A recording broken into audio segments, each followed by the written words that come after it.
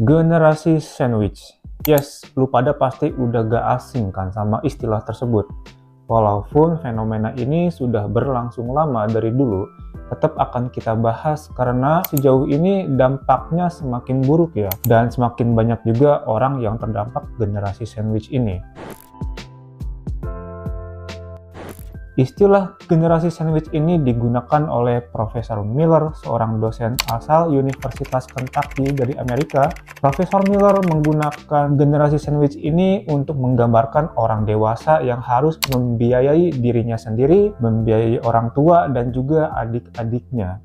Jadi, kalau lu sebagai generasi sandwich ini, gambarannya lu tuh harus membiayai orang tua lu, dan juga adik lu, jadi lu tuh ada di tengah-tengah gitu di sandwich. Apa sih yang menyebabkan terjadinya generasi sandwich ini?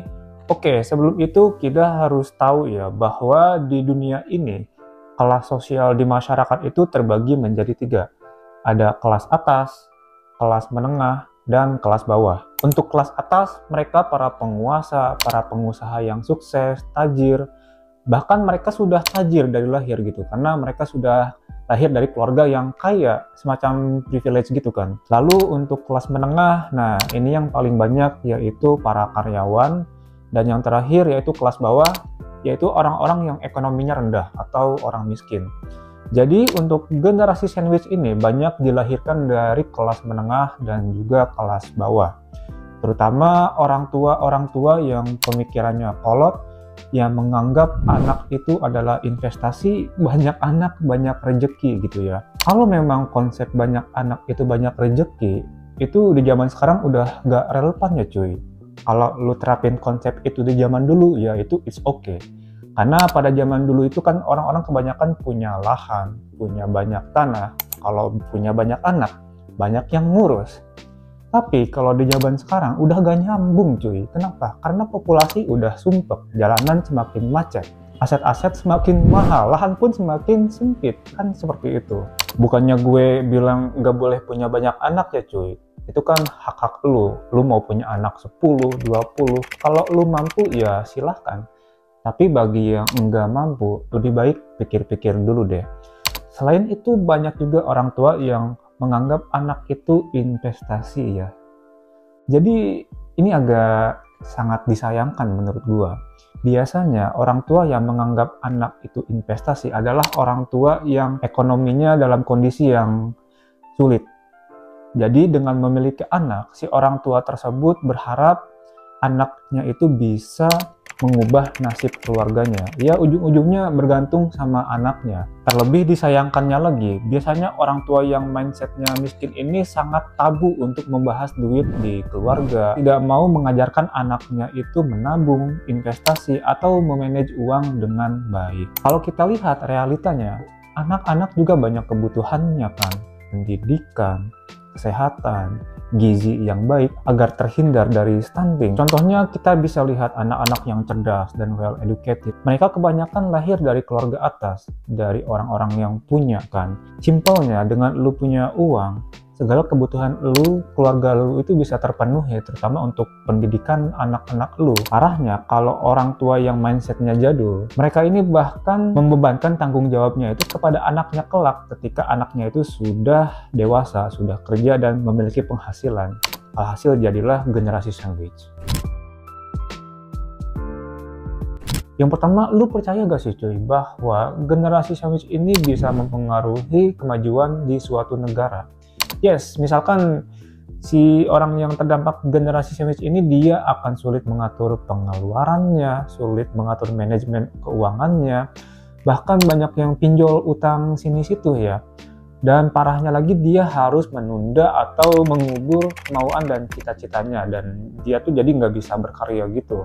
Menurut data dari LBS, generasi sandwich di Indonesia itu sudah mencapai 48%. Ini hampir setengahnya, ini banyak juga ya. Sampai OJK aja ngasih himbauan kepada para orang tua agar tidak menjadikan anaknya menjadi generasi sandwich. Misalkan kayak gini ya, lu udah gajian, yang mana duitnya itu separuhnya lu harus tabung, lu harus investasikan, atau sebagiannya lagi lu harus pakai untuk nge-upgrade diri lu.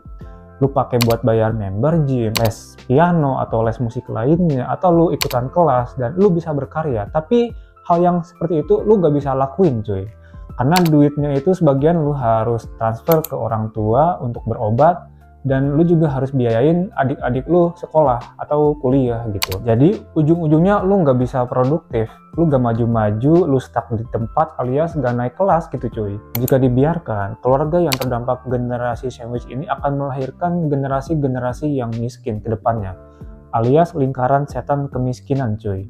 Tapi lebih tepatnya bukan masalah generasi sandwichnya, tapi ini masalah mindset.